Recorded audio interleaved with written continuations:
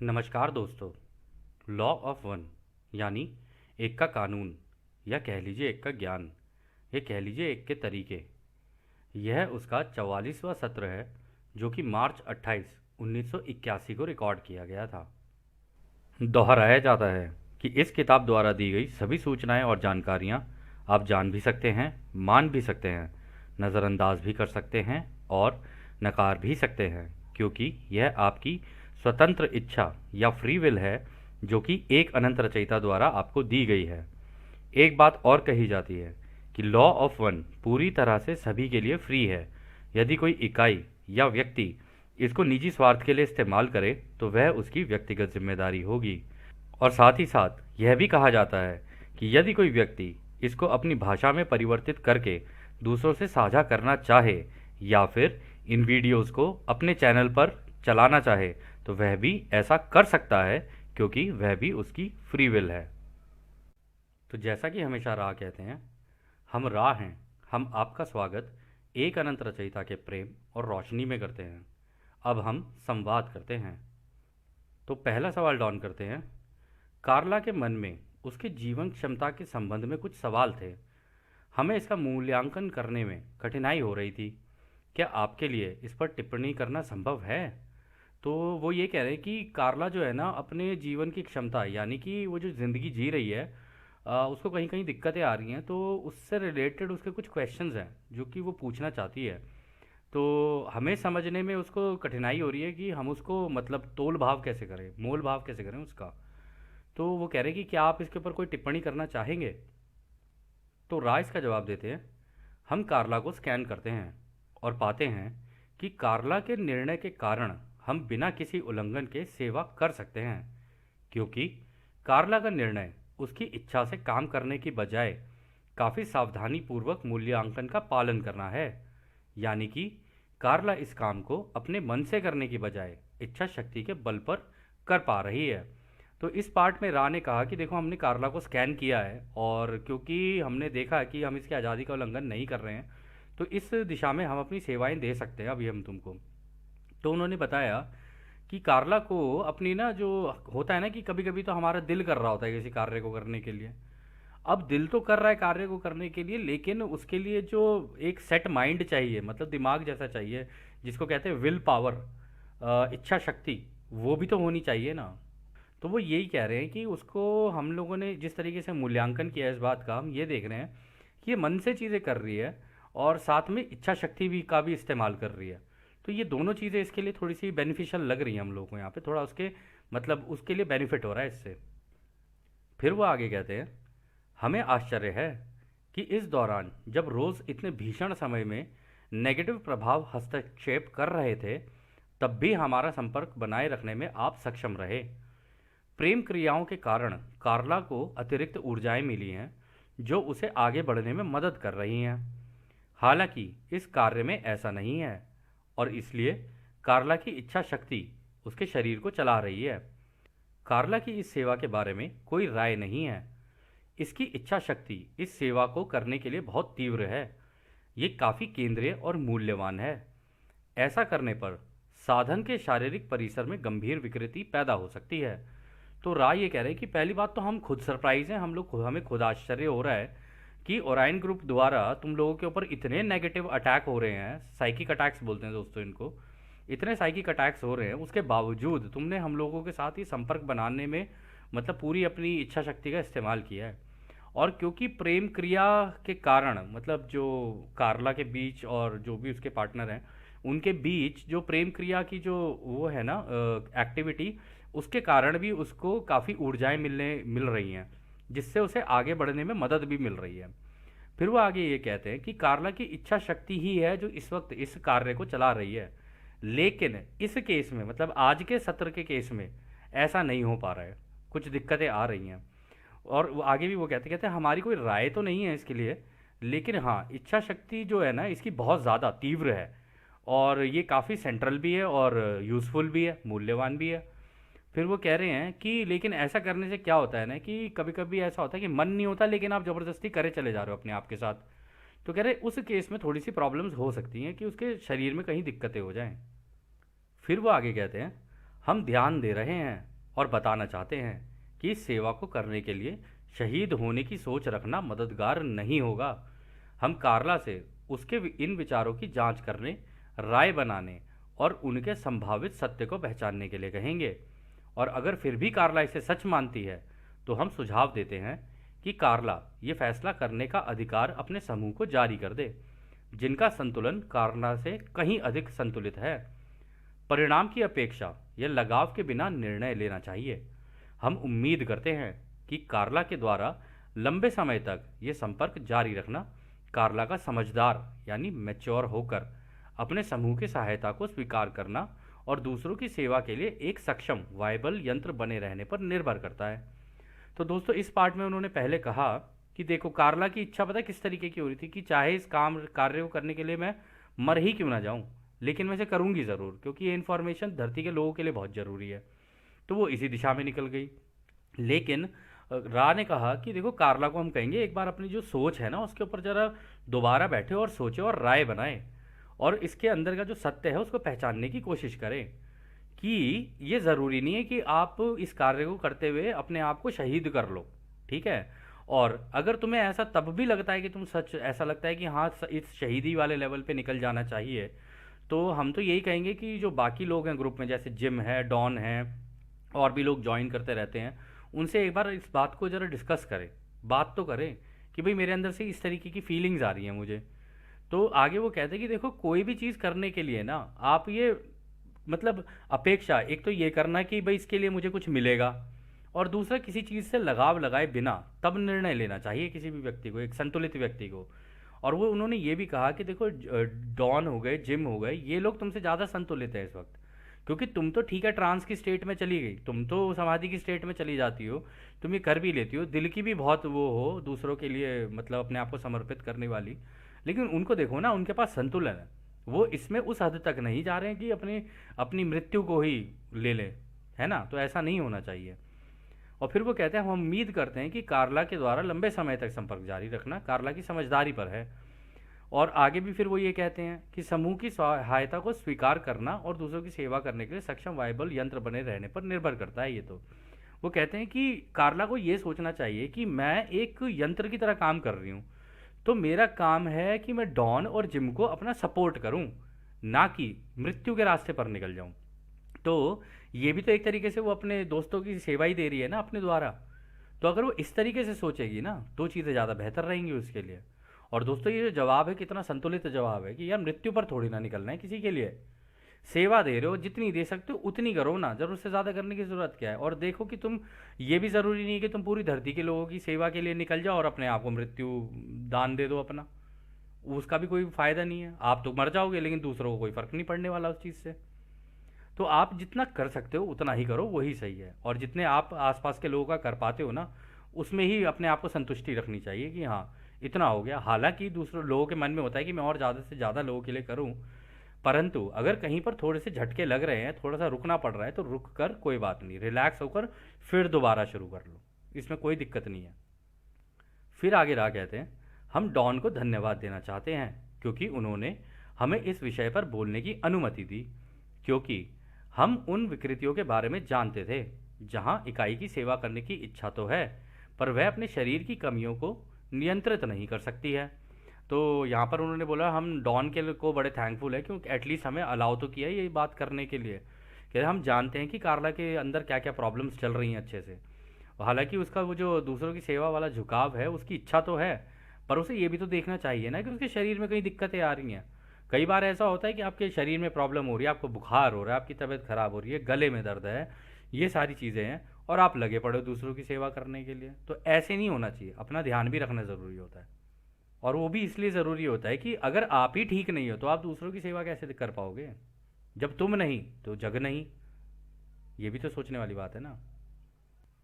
तो खैर, अगला सवाल डॉन करते हैं, क्या आप इस संपर्क को जितना आवश्यक है उतनी जल्दी समाप्त कर सकते हैं, क्योंकि इस समय हमें कार्ला की जीवन क्षमता वाइटैलिटी के बारे में पता नहीं है। तो अच्छा उन्होंने सवाल कर दिया, उन्होंने कहा कि आप जितना जल्दी हो सके ना इस सत्र को क्लोज़ कर देना, ताकि क्योंकि हमें तो अंदाज़ा नहीं कि कार्ला के अंदर कहाँ पे क्या दिक्कत चल रही है। तो अगर आपको लगे कि हाँ इसे समाप्त करना है तो आप इमीडिएटली उस टाइम पे इसको बंद कर देना। तो रा कहते हैं आपके बोलने के तरीके में हमारे हाथ कुछ हद तक बंधे हुए हैं। कार्ला ने अपनी आंतरिक ऊर्जाओं को सुरक्षित रखा है, जो उसने प्रेम क्रिया से प्राप्त की हैं। इसलिए यह हमारा सम्मान और कर्तव्य है कि हम इन ऊर्जाओं का हमारी क्षमता के अनुसार उपयोग करें। जब यह कम हो जाएगा तो हम निश्चित रूप से हमेशा की तरह कार्य को समाप्त करने की आवश्यकता को व्यक्त कर देंगे। किसी भी कीमत पर सेवा के इस कार्य को टालने का एकमात्र तरीका यह है कि इस कार्य को रोक दिया जाए। यह एक दुविधा है।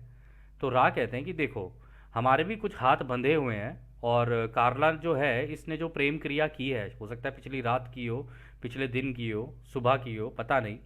तो वो कह रहे हैं कि उसकी वजह से इसके अंदर जो ऊर्जाएं हैं ना, हम उसका ढंग से इस्तेमाल कर पा रहे हैं, और हम कोशिश करेंगे कि उसका अच्छे से उपयोग करें। और उन्होंने ये भी कहा कि हम निश्चित रूप से ये कहेंगे कि भाई देखो, अगर ज़रूरत होगी ना इसको टालने की तो हम तुम्हें बता देंगे, और जहाँ इसे ख़त्म करने की ज़रूरत होगी ना, जैसे हम हमेशा बताते आए हैं, हम फिर से तुमको बता देंगे। फिर वो आगे इसमें ये भी कहते हैं कि देखो, अगर हमें ये सत्र सारे रोकने पड़े ना, तो हम रोक भी देंगे। अगर वो भी तब, अगर ये क्या कहते हैं, तुम्हारी इच्छा हो तो। और ये ही सबसे बड़ी दुविधा है कि इनको रोका जाए या ना रोका जाए। तो अगला सवाल डॉन करते हैं, क्या आप मुझे बता सकते हैं कि मैंने अपने बाएं कान में किस आवाज़ को सुना जब आपने अपना संचार शुरू किया? तो राह कहते हैं, यह एक नेगेटिव झुकाव वाले संकेत थे।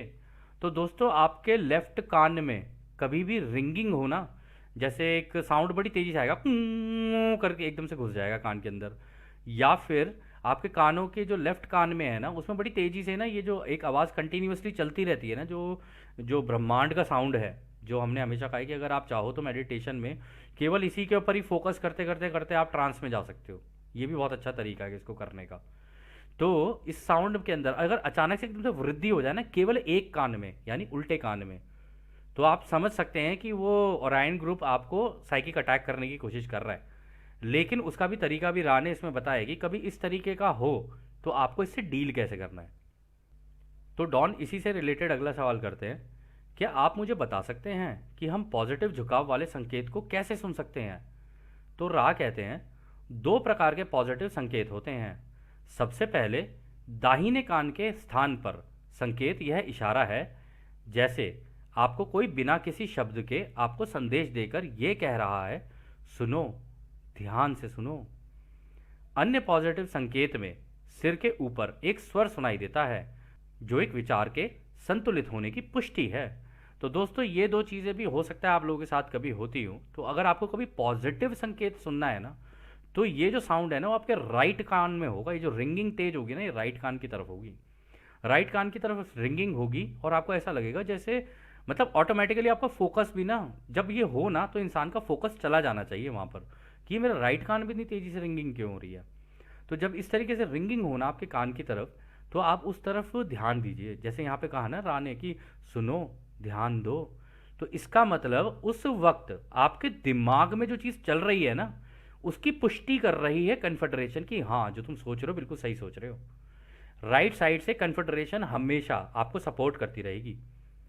और दोस्तों, वैसे भी हम लोगों ने देखा भी है कि जो लोगों के कान भरने वाले लोग होते हैं ना, वो उल्टे कान से खेलते हैं। कहते हैं ना, पहले ज़माने में बोले करते थे लोग, और आज भी बोलते हैं कि देख रहे हो, उसके कान भरने की कोशिश कर रहा है।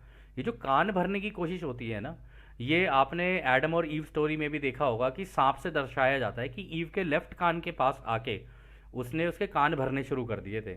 और उसने ईव से ये कहा था, क्योंकि एप्पल लगा हुआ था जो उस पेड़ के ऊपर, जिसको so called garden of Eden बोलते हैं, उस पे जो सेब लगा हुआ था, उस सेब के अंदर एक सेब था जो बड़ा अलग तरीके से चमक रहा था। तो जब वो उसकी तरफ बढ़ी और लेने के लिए बढ़ी, तो एडम ने उसको रोका और कहा कि क्रिएटर ने कहा है कि कोई चीज़ अगर अलग से दिखे तो एक बार रुक जाना और देख लेना। वो कहती, पर ये देखने में बड़ा सुंदर लग रहा है मेरे को। उसके लेफ्ट कान से ना किसी ने उसको आवाज़ किया। उसने कहा, देख, रचयिता नहीं चाहते कि तुझे ज्ञान हो या तुझे नॉलेज मिले।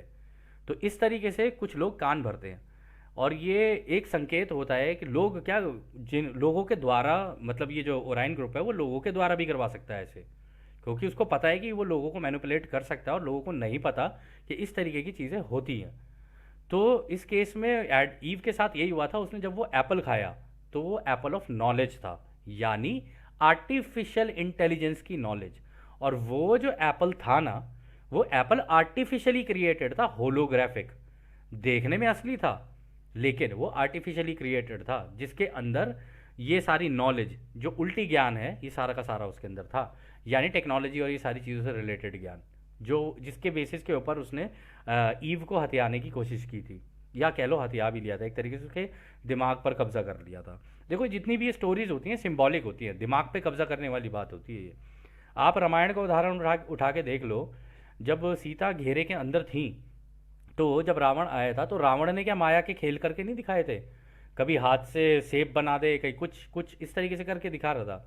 तो सीता को भी लगा था, सीता ने भी कहा था कि अरे वाह, आप तो बड़े मायावी हैं। तो उसने किसी तरीके से बहला फुसला कर सीता को बाहर निकाल लिया।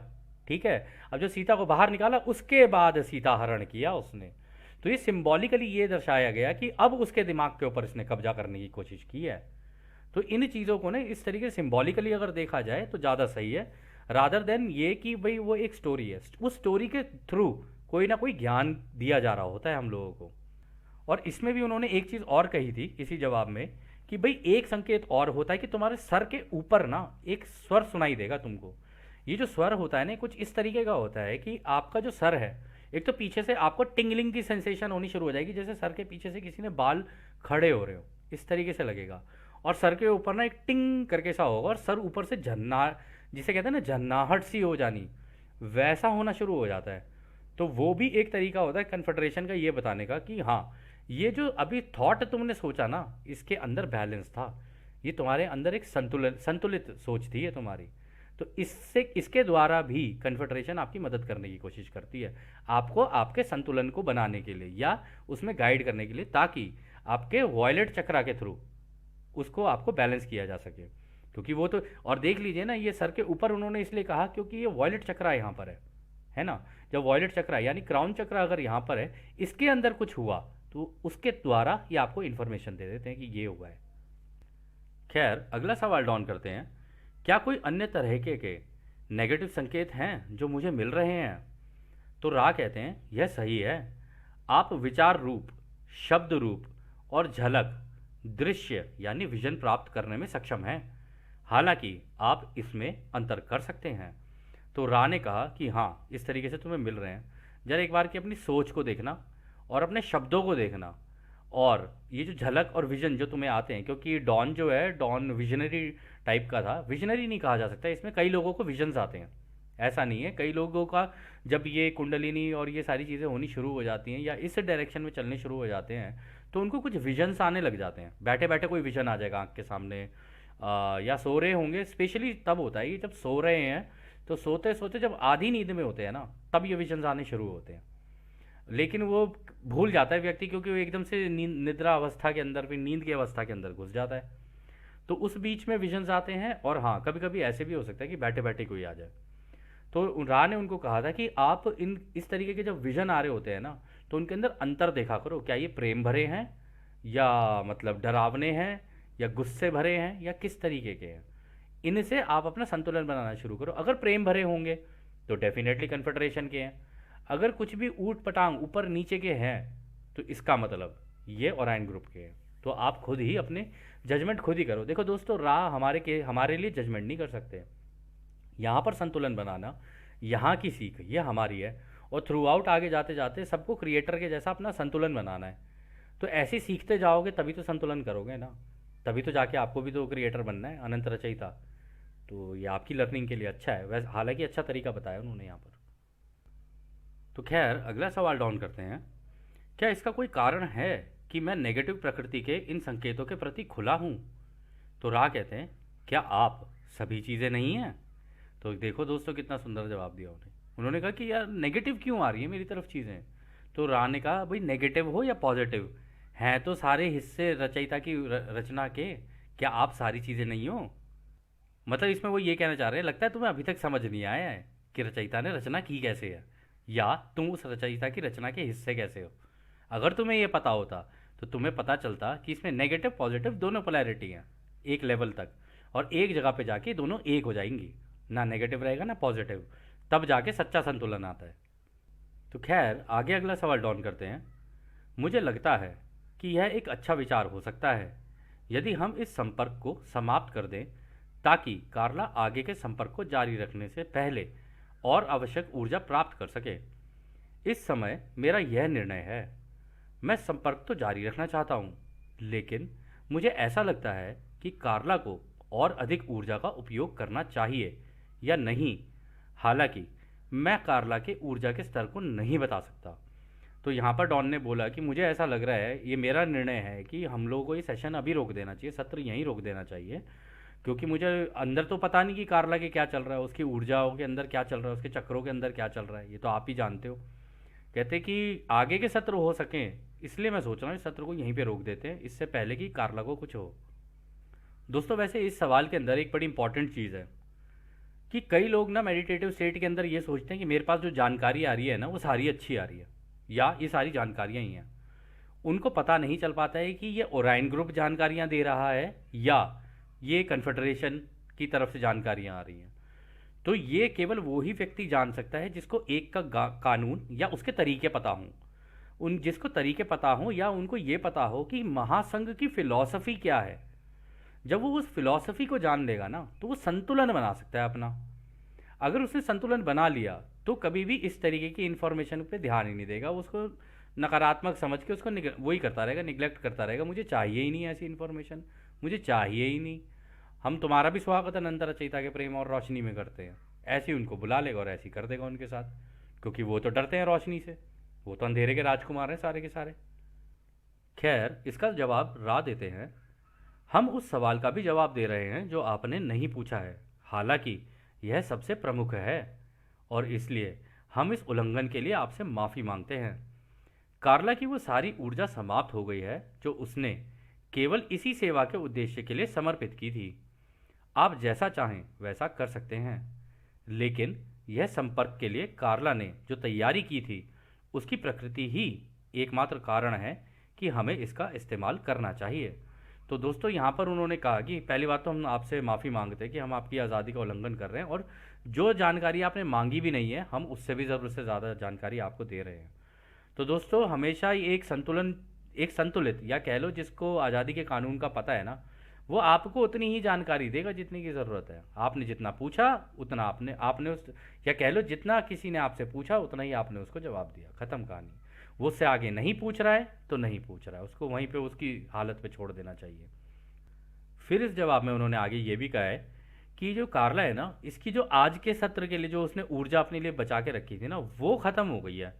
लेकिन यहाँ पर उन्होंने कहा उसकी एक प्रकृति है जिसकी वजह से हमें इसका इस्तेमाल करना चाहिए, इस ऊर्जा का। और वो जो प्रकृति है ना, वो है उसकी विल। मतलब चाहे ऊर्जा उसकी नीचे जा रही है, लेकिन उसके अंदर की जो विल है, जो इच्छा शक्ति है ना, उसके कारण यह हल्की सी बैलेंस हुई पड़ी है और उठी हुई है, मतलब ऊर्जा ऊपर है। तो उसका चाहे तो इस्तेमाल किया जा सकता है इसी सत्र के लिए। तो डॉन अगला सवाल करते हैं। मुझे यकीन नहीं है कि मैं आपको पूरी तरह से समझ पाया हूँ। क्या आप इसे थोड़ा अलग तरीके से कह सकते हैं? क्या पूरी तरह से समझा सकते हैं? तो रा कहते हैं, इस कार्य में आप में से प्रत्येक ने सचेत रूप से अपने आप को समर्पित किया है, जिसे दूसरों की सेवा के लिए अब अनुभव किया जा रहा है। कार्ला ने चैनलिंग के साथ लंबे अनुभव के माध्यम से इस समर्पण को शुद्ध किया है, जिसे आप महासंघ की फिलॉसफी कहते हैं। इस प्रकार जब हमने पहली बार कार्ला से संपर्क किया तो इसने न केवल दूसरों की सेवा के लिए, बल्कि इस तरह के संपर्क द्वारा सेवा के लिए अपने अस्तित्व की पेशकश की थी। तो यहाँ पर देखो दोस्तों, रा ने बड़ी अच्छी बात कही। देखो, रा ने उनको कहा कि देखो, एक तो आप लोग सारे जितने भी हो ना, दूसरों की सेवा के लिए समर्पित हो, और इस अनुभव को इस वक्त आप ले रहे हो दूसरों की सेवा के माध्यम से, ठीक है। और उन्होंने ये भी कहा कि ये जो कार्ला है ना, ये जो है ना, इसने जो समर्पण किया है इस महासंघ की फिलॉसफी को, यानी रचयिता की फिलॉसफी को आप लोगों को बताने के लिए, मतलब जो लोग इस कार्य को सुन रहे हैं, लॉ ऑफ वन को सुन रहे हैं, कह रहे उसके लिए जो इसने ये कार्य किया ना, उसकी वजह से उसका शुद्धिकरण भी हुआ है, क्योंकि वो अब अंदर से कह लो दिमागी रूप से शुद्ध होती चली जा रही है और आत्मा के लेवल पे भी शुद्ध होती चली जा रही है। शारीरिक शुद्धिकरण नहीं कहा जा सकता है इसको, इसको आत्मा का और मन का, इसका शुद्धिकरण कहा जा सकता है इसको। और इसमें भी वो आगे कहते हैं कि इसी प्रकार जब हमने पहली बार कार्ला से संपर्क किया था ना, तो इसकी इच्छा ही ये थी कि दूसरों की सेवा के लिए काम करे वो, और इसी वजह से वो कर भी पाई है। और इसमें भी वो बोलते हैं कि तब जाके इसने अपने अस्तित्व की यानी अपनी अपनी पेशकश की थी कि हाँ, मैं इस कार्य को करना चाहती हूँ। फिर आगे वो कहते हैं, जैसे जैसे यह संपर्क विकसित हुआ है, कार्ला का यह समर्पण काफ़ी विशिष्ट हो गया है। इस प्रकार एक बार जब हमारे संपर्क के लिए कार्ला द्वारा महत्वपूर्ण ऊर्जा समर्पित होती है, यह महत्वपूर्ण ऊर्जा कार्ला के दिन प्रतिदिन के अनुभवों से खो जाती है, भले ही फिर चैनलिंग हो या ना हो। इस प्रकार हमने काम के समय को निर्धारित करके कार्ला की इच्छा शक्ति को जारी रहने पर जोर दिया है, क्योंकि यदि कार्ला संपर्क चाहती है तो ऊर्जा एकत्रित हो जाती है और इस प्रकार साधारण या मामूली कामों में व्यर्थ नहीं होती है। तो दोस्तों यहाँ पर भी उन्होंने बड़ी अच्छी बात कही है। उन्होंने कहा कि जैसे जैसे ये हमारा संपर्क विकसित होता जा रहा है ना कार्ला के साथ, जैसे जैसे ये आगे बढ़ता जा रहा है, कह रहे उसकी वजह से ना इसका जो समर्पण है ना वो भी काफ़ी बड़े लेवल पे होता जा रहा है। ये अपने आप को और ज़्यादा समर्पित करती चली जा रही है और इसी की प्रकार ना उसके अंदर ये जो महत्वपूर्ण ऊर्जा है, इसे वाइटल एनर्जी बोलते हैं इंग्लिश में, जो किसी भी कार्य को करने के लिए एक अंदर से इच्छा शक्ति होती है ना, उसको कहते हैं वाइटल एनर्जी। कहते हैं कि वो बहुत महत्वपूर्ण है इसके अंदर। और कह रहे इसी की वजह से होता क्या है ना कभी कभी कि ये अगले दिन के सत्र के लिए वो ऊर्जा इसके अंदर होती तो है, लेकिन दिन प्रतिदिन के जो कार्य होते हैं, घर के काम हो गए, ये हो गया वो हो गया, उसकी वजह से कभी कभी नीचे चले जाते हैं। लेकिन जैसे ही अपनी इच्छा शक्ति का इस्तेमाल करती है, ये दोबारा एकदम से शूट करती है कि हाँ अब मुझे इस कार्य को करना है, तो उसको अच्छा लगने लग जाता है। इसीलिए उस टाइम पे वो ऊर्जा सारी एक ही जगह एकत्रित हो जाती है ताकि कार्ला उसका इस्तेमाल करके इन सेशंस को दे सके। और कार्ला भी इसलिए कर रही थी दोस्तों ये, क्योंकि ये जब इन्फॉर्मेशन आ रही थी, खैर आप में से कई लोगों को नहीं पता होगा ये बात, कि कार्ला को बहुत टाइम तक नहीं पता था कि उसने क्या चैनल किया है, ना ही उसको ये सारी चीज़ें पढ़वाई गई थी। उसको तो पता ही नहीं था कि क्या चैनल हो रहा है, क्योंकि डॉन ने और जिम ने ये सोचा था कि अगर हमने कार्ला को ये किताबें मतलब इसके अंदर की जानकारी दी तो इसका किसी ना किसी तरीके का झुकाव बनेगा और हमें जो जानकारी चाहिए हमें न्यूट्रल चाहिए, यानी कि ना वो कार्ला के झुकाव की हो, ना जिम के झुकाव की, ना डॉन के झुकाव की। वो जैसी जानकारी हम लोगों को प्राप्त हो रही है महासंघ से, बस वैसी की वैसी ले लें। तो उन्होंने कार्ला को तो बताया ही नहीं था कि इस किताब के अंदर क्या चल रहा है। कार्ला ने तो इस किताब का सारा कुछ जब बिल्कुल किताब खत्म के अंत पे पहुंच गई ना, तब जाके कार्ला को बताया गया कि हाँ ये चैनलिंग में ये चीज़ें हैं। और कार्ला भी हैरान थी कि ये मैंने कैसे ये सारी चैनलिंग की, क्योंकि कार्ला को इसके अंदर जितनी जानकारियाँ थी वो कार्ला को कुछ नहीं पता था कि ये जितनी भी जानकारी है इनके बारे में कार्ला को कोई अंदाज़ा नहीं था, कोई आइडिया नहीं था कि ये इन्फॉर्मेशन उसके दिमाग में है भी या नहीं भी, और ना ही उसने पहले कभी इन चीज़ों को एक्सपीरियंस किया हुआ था या अनुभव किया हुआ था। खैर दोस्तों, अगला सवाल डॉन करते हैं। इस मामले में क्योंकि कार्ला की ऊर्जा पहले ही खो चुकी है, हम इस सत्र को जारी रख सकते हैं और हमें बहुत सावधानी से कार्ला की ऊर्जा की निगरानी करनी चाहिए और सत्र कब होने चाहिए इसका एकमात्र जज होना चाहिए। क्या मैं सही हूँ? तो डॉन ने भी यहाँ बोल ही दिया कि हमें ना कार्ला की ऊर्जा पहले ही ऑलरेडी वो खो चुकी है, तो कह रहे कि हमें लग रहा है कि चलो ठीक है इसे जारी तो रख सकते हैं लेकिन सावधानी पूर्वक करेंगे इस कार्य को आज आज के इस सत्र को। कह रहे कि और हाँ, अब आगे से हम लोग इस चीज़ का भी ध्यान रखेंगे कि अब हमें जज होना चाहिए इस बात का कि सत्र को रोकें या ना रोकें। ये दोनों चीज़ें हमारे को भी थोड़ा सा ध्यान रखकर चलनी चाहिए। तो रा कहते हैं यह पूरी तरह से सही है। कार्ला के संपर्क को जारी रखने के पक्के इरादे ने पहले से ही कम ऊर्जा अवधि को बढ़ा दिया है। तो कह रहे कि इसकी इच्छा शक्ति के कारण ही है, आप कर सकते हो इस सेशन को, क्योंकि इच्छा शक्ति के कारण इसने बढ़ा दी अपनी ऊर्जा। तो डॉन कहते हैं हमारे लिए यह बहुत बड़ा खुलासा करने वाली बात है कि इच्छा शक्ति का ऐसे इस्तेमाल हो सकता है। तो फिर वो आगे कहते हैं हम में से प्रत्येक व्यक्ति को संकेत मिलते हैं और सपने दिखते हैं। मैं कम से कम एक बार जागने पर ऐसे संपर्क को सुनता हूँ जो सामान्य रूप से सुनाई नहीं देता है। क्या आप कोई ऐसा तरीका बता सकते हैं जिससे हम किसी नेगेटिव स्रोत के प्रभाव को ख़त्म कर सकते हैं? तो उस टाइम पर भी दोस्तों देखो, जो डॉन है ना उसको सपने आ रहे थे और संकेत भी मिल रहे थे उसके सपनों में। और आपको याद होगा रा ने कहा है कि हमारा महासंघ जब भी किसी का झुकाव एक की इस झुकाव की तरफ होने लग जाता है ना, एक के कानून की तरफ या इस किताब की तरफ होने लग जाता है, तो उनको सपने भी अजीब अजीब से आने लग जाते हैं। और आप में से भी कई लोगों को आ रहे होंगे, हम जानते हैं अच्छे से, क्योंकि हमें भी आते हैं और आते रहे हैं और ये बहुत लोगों के साथ होता है। तो इसमें कुछ नया नहीं है, लेकिन आपको अपने सपनों को उठते ही अगर आप लिख लोगे ना और फिर उनका संतुलन देखोगे कि किस तरीके की मतलब झुकाव है, इसका नेगेटिव वाला झुकाव लग रहा है या पॉजिटिव वाला झुकाव लग रहा है, तो उसके बेसिस के ऊपर ना आप जज कर सकते हो कि किसने आपको सपने में कांटेक्ट किया है, क्योंकि सपने में कोई भी कर सकता है, नेगेटिव स्रोत भी कर सकते हैं और पॉजिटिव भी कर सकते हैं, दोनों ही हो सकता है। तो यहाँ पर भी डॉन ने यही कहा कि आप मुझे कोई तरीका बता सकते हैं कि किसी तरीके से नेगेटिव वाला जो स्रोत है ना, सोर्स, इसी को ही मैं किसी तरीके से इसका प्रभाव ही खत्म कर दूं। तो रा कहते हैं कई तरीके हैं, हम सबसे अधिक उपलब्ध या सरल विधियों को बताएंगे। सबसे उपलब्ध साधन ये है कि इस कार्य को करते समय यदि आपका संपर्क किसी अन्य इकाई जो कि नेगेटिव झुकाव का हो, तो प्रेम के ध्यान की अवस्था में जाकर खुद के लिए और उस भेजने वाले के लिए अनंत रचयिता के प्रेम और रोशनी को भेजा जाना चाहिए। यह सबसे आसान तरीका है जिससे इस तरह की घटनाओं का प्रभाव खत्म किया जा सकता है, और कहीं बेहतर है कि इस तरह के अनुभवों को भरोसे के साथ साझा करना और भेजने वाले के लिए करुणा और खुद के लिए कवच के साथ दिलों और आत्माओं को प्रेम और प्रकाश में शामिल करना। तो दोस्तों यहाँ पर बहुत इंपॉर्टेंट दो तरीके बताए हैं रा ने, जो कि हम भी इस्तेमाल करते हैं। ऐसा नहीं है कि हम आपको इस किताब के द्वारा ही, क्योंकि हमारे ऊपर भी पड़ते हैं साइकिक अटैक्स, ऐसा नहीं है हमारे ऊपर नहीं पड़ते। लेफ्ट कान से पता चल जाता है हम लोगों को, लेफ्ट कान से चूं करके एकदम से घुसती है एक आवाज़ और कान को ना भेदते हुए जाने की कोशिश करती है। यानी कि हमारे दिमाग में उस टाइम पे जैसे कोई थॉट चल रहा होता है ना, वो एकदम से घुसने की कोशिश करती है कान में लेफ्ट साइड से। तो हमें ये भी पता चल जाता है कि ये जो सोच इस वक्त मेरे दिमाग में चल रही है नेगेटिव सोच है ये, क्योंकि लेफ्ट कान से कन्फर्मेशन हो रही है उस चीज़ की। ठीक है ना। तो उस केस में क्या करना होता है ना, उस केस में फटाफट आंखें बंद करके थोड़ी देर के लिए एक हल्की सी ध्यान अवस्था में जाकर खुद के ऊपर रचयिता के प्रेम को गिरते हुए, उसकी रोशनी को गिरते हुए देखना चाहिए, और दूसरा जो भेज रहा है ना उसके ऊपर भी इस प्रेम का और रोशनी का छिड़काव कर देना चाहिए उसके ऊपर। तो इसको ये बोलते हैं कि जब भी कभी ऐसा हो तो आपको मन ही मन ये बोल देना चाहिए उस नेगेटिव एंटिटी के लिए भी कि मैं अपने आप को और ये जो एंटिटी है इन दोनों को अपने एक अनंत रचयिता के प्रेम और रोशनी से शुद्ध करता हूँ और उन्हें अनंत रचयिता के प्रेम और रोशनी में भेजता हूँ। जैसे ही आप करोगे ना, वो घबराकर पीछे हट जाती हैं। वो इसलिए क्योंकि रोशनी में उनके अस्तित्व खत्म होने की बात हो जाती है, तो पीछे हटना ही मतलब प्रिफर करते हैं।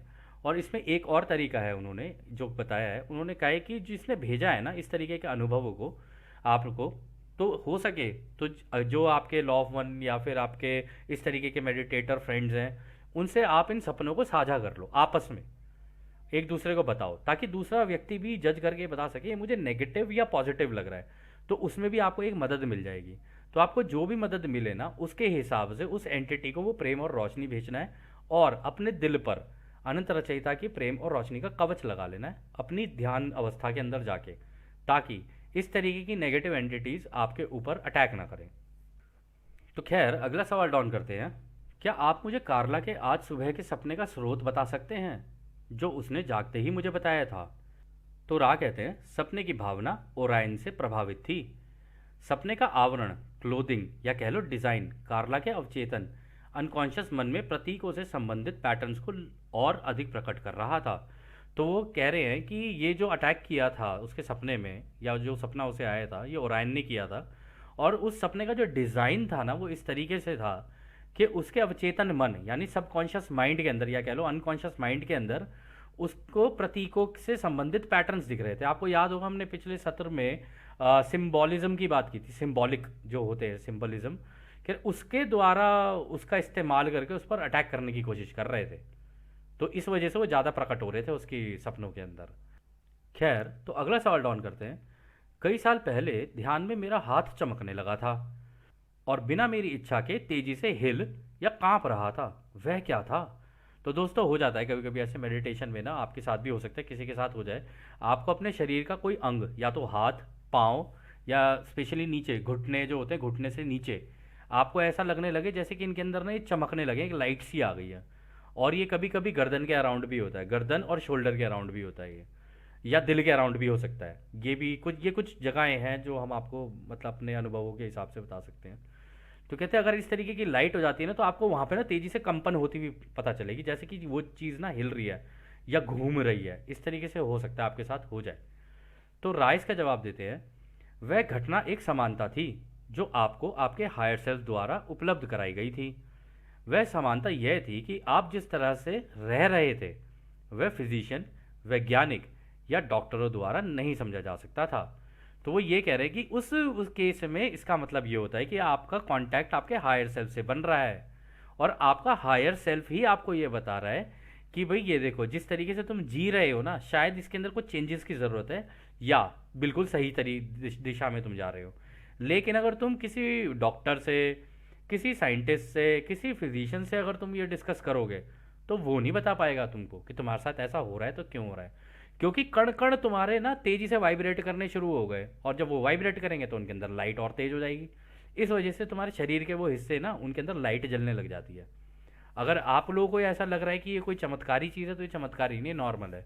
हमने हमेशा कहा है कि अगर आपको कोई भी चीज़ चमत्कारी लगे ना, उसको कभी भी सुपर नेचुरल ना समझे, उसको सुपर नॉर्मल समझे, क्योंकि ये आप सबके अंदर ही है, और किसी की भी कभी भी एक्टिवेट हो सकती है। फिर अगला सवाल डाउन करते हैं। इस सत्र में मैं किसी तरह के अभ्यास को प्राप्त करने की कोशिश कर रहा हूँ, ताकि हम कार्ला में अच्छे से नई ऊर्जा को भरने में सक्षम हो सकें, क्योंकि हमारे संपर्कों को बनाए रखने के लिए, ऐसा करने के लिए हम जो कुछ भी कर सकते हैं वह करना आवश्यक होगा।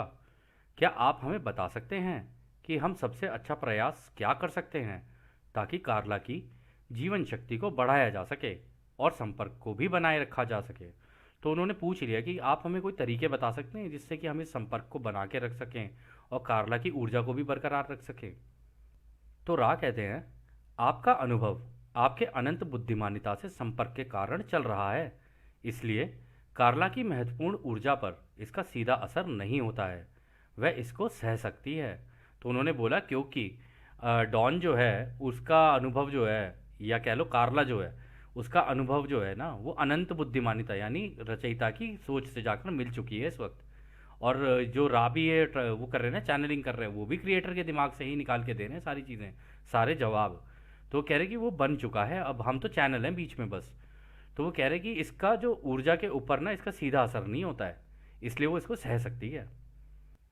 फिर वो आगे कहते हैं, हमने उन चीज़ों के बारे में पहले बात की है जो कार्ला की महत्वपूर्ण ऊर्जा में सहायता करती हैं।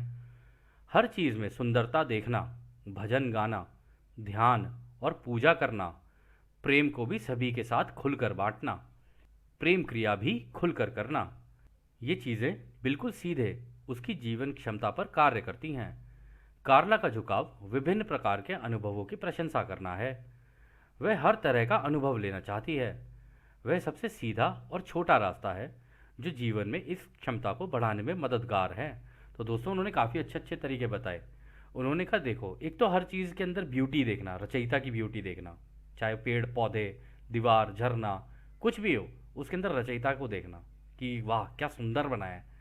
भजन गाना, आप भजन गा सकते हो। आप ध्यान, ध्यान तो मैंडेटरी है ही कि मतलब हाँ, मेडिटेशन करना।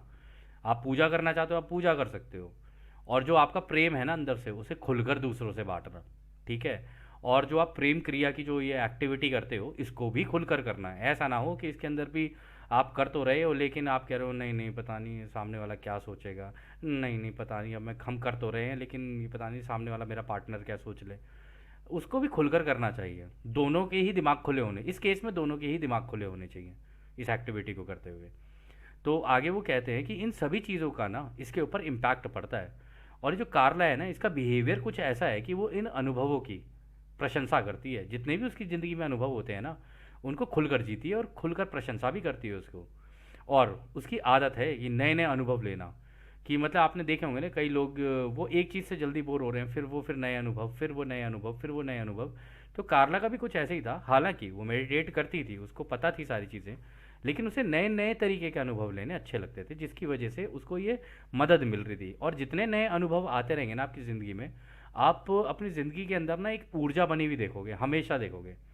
जितने आप रेपिटेटिव काम रोज़ करते रहोगे ना, आपको लगेगा कि मेरी ऊर्जा नीचे जा रही है, और आप बोर भी होना शुरू होगे। इसलिए कहते हैं कि टाइम टाइम पर थोड़ा सा वेकेशन, कहीं इधर ट्रैवल करना, उधर ट्रैवल करना, इससे मिल लेना, दोस्तों से मिल लेना, किसी से मिल लेना, पार्टी करनी, चलो ठीक है पार्टी कर ली, ये कर लिया वो कर लिया। सारी चीज़ें ज़िंदगी की हिस्सा हैं, और सारी चीज़ें ज़िंदगी के अनुभवों का हिस्सा है। और जब भी आप दोस्तों से मिलोगे, ये सारी चीज़ें करोगे, तो आपकी ऊर्जा ऊपर जाएगी। जब ऊर्जा ऊपर जाएगी तो आप और बेटर और बेहतर महसूस करोगे। या फिर आप बाहर भी अगर घूमने कहीं जाते हो, तो आप बहुत अच्छा महसूस करोगे, उससे ऊर्जा बरकरार रहेगी। फिर अगला सवाल डॉन करते हैं। मैं जादुई प्रथाओं के आगे बढ़ने की प्रक्रिया वाला चित्र, the diagram of advancement of magical practices देख रहा हूँ, जो कि मालकुट से शुरू होकर केथर पर समाप्त होती है। मैं सोच रहा था कि क्या ये रंग या घनत्वता से मेल खाते हैं, जिसमें मालकुट एक के रूप में, यशोद दो के रूप में, होद और नेटजक तीन हैं, टिरपेथ चार, और आगे भी इसी तरह। क्या यह सही है? तो दोस्तों यहाँ पर जो डॉन ने सवाल किया ना, वो जो सवाल किया उस केस में हम आपको एक चित्र के द्वारा इसको समझाने की कोशिश करते हैं, जो कि आपको इस किताब के अंदर, जो पिछली बार बात हुई थी ना गोल्डन डॉन वाली जो किताब थी उसके बारे में। और आप में से कई लोगों ने एक सवाल भी किया था कि ये जो गोल्डन डॉन वाली किताब है इसके काफ़ी वर्जन आप लोगों को मिल रहे हैं, इसका एक्चुअल वाला कौन सा है? तो इसकी जो एक्चुअल किताब है ना दोस्तों, वो ये है। वो इस तरीके की पेपर बुक है, अगर आप लोगों को दिख रही हो। ये लिखी थी इज़राइल रेगार्डी ने, और इसका 7th एडिशन, और हो सकता है शायद कोई लेटेस्ट भी आ गया हो, जो रिवाइज हुआ है और करेक्ट किया है जॉन माइकल ग्रियर ने। ठीक है, तो आप चाहें तो इस किताब को पढ़ना चाहें तो आप पढ़ सकते हैं। परंतु ये कैबलिस्टिक एक हर्मेटिक सिस्टम है। जैसे हमारे यहाँ पर भी अध्यात्म के अलग अलग तरीके हैं, इवन अगर आप देखोगे मेडिटेशन के भी अलग अलग तरीके हैं।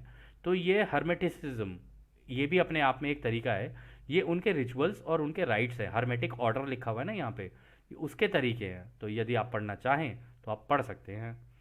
तो यहाँ पर जो डॉन ने सवाल किया था, डॉन ने सवाल किया था कि क्या इन ये जो इस किताब के अंदर भी दिए गए हैं, और क्योंकि डॉन ने किताब पढ़ रखी थी, तो वो कहते क्या इनका भी चक्रों से या उनके रंगों से कुछ लेना देना है?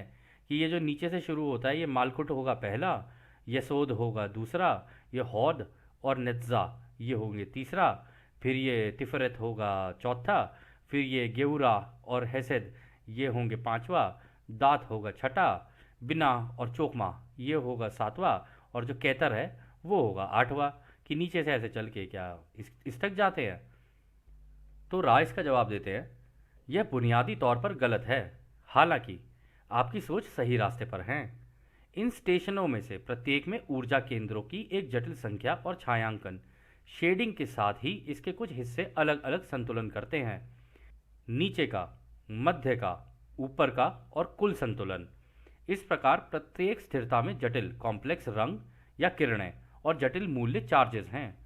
तो उन्होंने कहा देखो, तुम बुनियादी तौर पर अगर इसको देखोगे जिस तरीके से हमने तुम्हें बताया है तो उससे तो मैच नहीं करेगा ये, लेकिन हाँ ये भी ऊर्जा केंद्रों से ही रिलेटेड है, और उसका थोड़ा सी शेडिंग, यानी मतलब उससे उसका थोड़ा सा जो है उसकी उसकी छाया है इसके अंदर। आप ये नहीं कह सकते कि एग्जैक्टली यही है कह रहे, लेकिन उसमें तुम चाहो तो इसके अंदर अलग अलग संतुलन के भी तरीके दिए हुए हैं इस किताब के अंदर भी। तो वो कह रहे नीचे से चलेगा, फिर बीच में आएगा, फिर ऊपर जाएगा, फिर कुल संतुलन। यानी यहाँ से वो ये कह रहे हैं कि हाँ मालकुट से चलेगा, फिर यहाँ का बीच का ऑर्डर होगा एक, फिर मिडल ऑर्डर होगा यहाँ पर ऊपर का एक, फिर एंड में जाके केथर जाके एकदम जो है टोटल हो जाएगा, जैसे कि क्राउन चक्र होता है। तो वो कहते हैं कि यहाँ पर अगर तुम देखोगे तो अलग अलग रंग हैं इसके अंदर भी, कॉम्प्लेक्स हैं, शेड्स बने हुए हैं। हाँ, तुम ये नहीं कह सकते कि एक ही रंग को ढंग से बताया गया है। एक रंग के अंदर भी अगर और रंग मिला दोगे तो उससे क्या हो सकता है, ये क्या हो सकता है, ये सारी चीज़ें इसके अंदर हैं अगर तुम जानना चाहो तो। और इसके अंदर अलग अलग चार्जेस भी हैं, नेगेटिव और पॉजिटिव। इसीलिए इसके अंदर तुम देखोगे तो डिवीजन है, यहाँ पे हॉर्ड, नेत्जा, गेवुरा, हेसेद, बीना, चोकमा। तो यहाँ पर वो कह रहे हैं पॉजिटिव भी है नेगेटिव भी है, पॉजिटिव भी है नेगेटिव भी है, पॉजिटिव भी है नेगेटिव भी है। तो दोनों चीज़ें चल रही हैं इसके अंदर। फिर अगला सवाल डॉन करते हैं, क्या ये ठीक है इसके बाएं हाथ का मार्ग खुद की सेवा के मार्ग को दर्शाता है और दाएं हाथ का मार्ग दूसरों की सेवा को दर्शाता है? तो यहाँ पर जो डॉन ने सवाल किया, उन्होंने कहा ये जो हॉड, गेवुरा, बिना, ये जो हैं ये क्या मतलब ये दर्शाते हैं कि दूसरों की सेवा का रास्ता, और ये नेत्जा, हैसेद, चोकमा, क्या ये दर्शाते हैं कि क्या कहते हैं ये खुद की सेवा का रास्ता है? तो राय इसका जवाब देते हैं, यह इस कार्य की अंतिम पूर्ण सवाल होगा। यह गलत है। ये स्थिर रिश्ते हैं।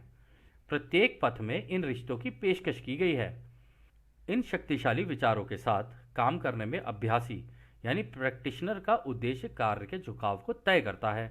ये तो बस एक टूल्स या तरीके हैं। तो रा कहते हैं नहीं नहीं, ऐसा नहीं है कि लेफ्ट में से तुम ये कह रहे हो कि लेफ्ट में से इधर निकल जाओगे तो ये दूसरों की सेवा का रास्ता है, इधर से निकलोगे तो खुद की सेवा का रास्ता है।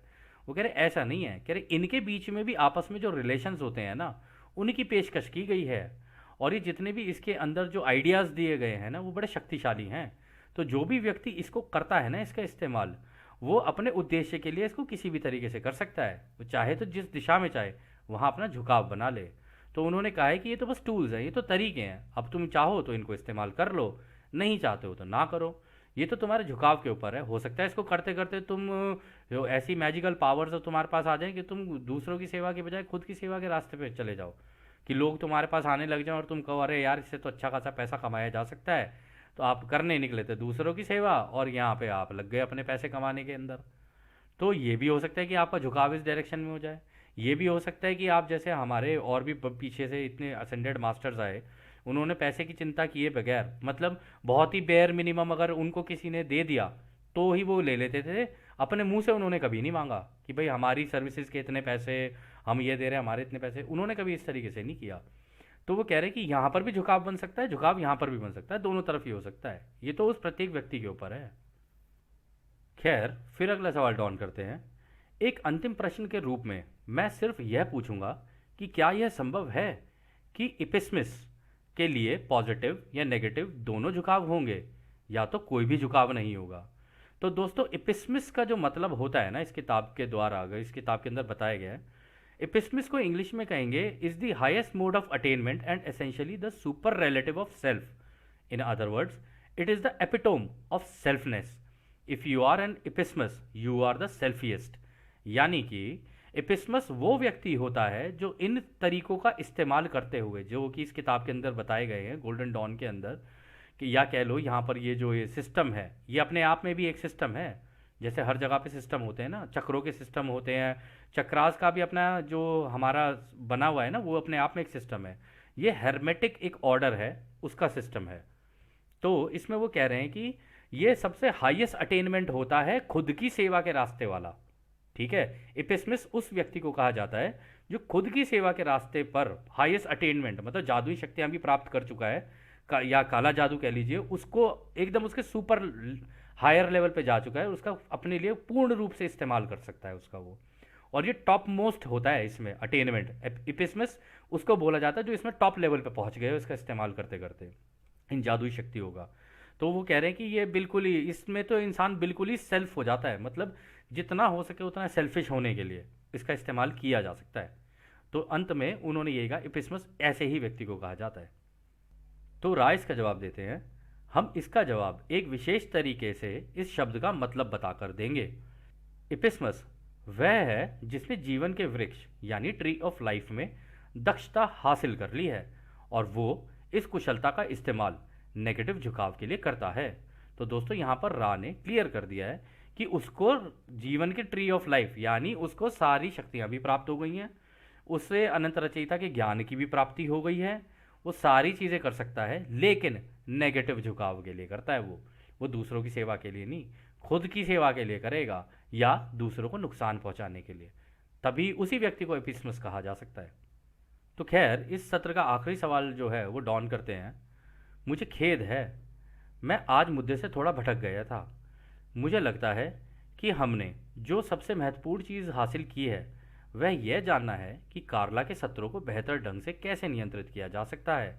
और मुझे उम्मीद है कि आप कभी कभी प्रश्नों को सही ढंग से ना चुनने की मेरी अक्षमता को सहन करेंगे, क्योंकि कभी कभी ऐसा हो जाता है कि मैं क्षेत्रों की जांच करते हुए ये देखता हूँ कि क्या कोई संभावित दिशा है जहाँ हम जा सकते हैं, और एक बार प्रवेश करने के बाद मैं, फिर इसके आगे वो कुछ बोलते हैं, कुछ सुनाई नहीं देता। फिर वो कहते हैं, इसके अलावा सिर्फ यह जानना चाहता हूँ कि क्या इस सत्र में ऐसा कुछ है जो हम साधन यानी कार्ला को अधिक आरामदायक बनाने या संपर्क को बेहतर बनाने के लिए कर सकते हैं। तो रा कहते हैं, कोई गलती नहीं है, आराम से रहो हमारे दोस्तों, आप में से प्रत्येक सबसे ईमानदार है, सब ठीक है। हम आपको एक अनंत रचयिता के प्रेम और रोशनी में छोड़ रहे हैं, इसलिए एक अनंत रचयिता की शक्ति और शांति में आनंदित होते हुए आगे बढ़ें। हम राह हैं आड़ने।